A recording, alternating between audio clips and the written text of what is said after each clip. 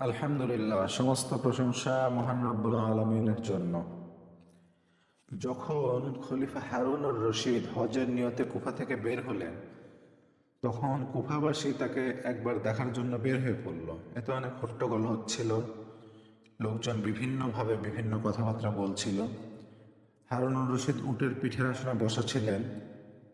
বাহলুল নামে এক ব্যক্তি তাকে ডেকে বসলেন, হে হারুন। হারুনুর রশিদ জিজ্ঞাসা করলেন, এ কাকে ডাকছে? বলা হলো সে আপনাকেই ডাকছে। তার নাম কি? বলা হলো সে বাহলুল।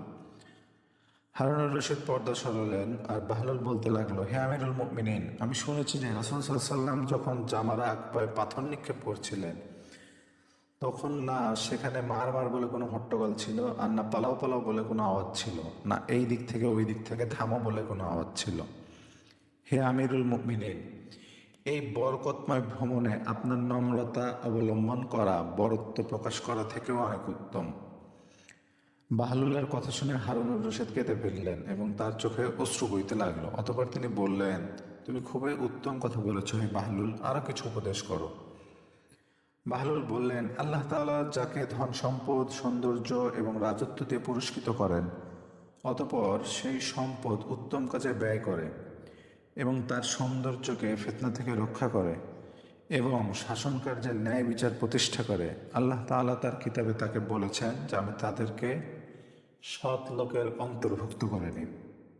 হারুনুর রশিদ খুবই খুশি হলেন তার উপদেশে। অতঃপর তাকে কিছু উপহার দিতে নির্দেশ দিলেন।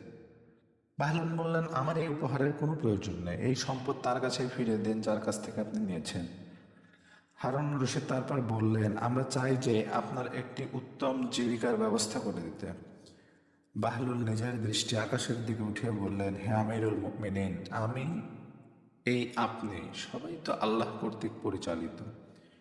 সুতরাং এটা অসম্ভব যে তিনি আপনাকে স্মরণ করবেন এবং আমাকে ভুলে যাবেন, এটা কখনোই নয়।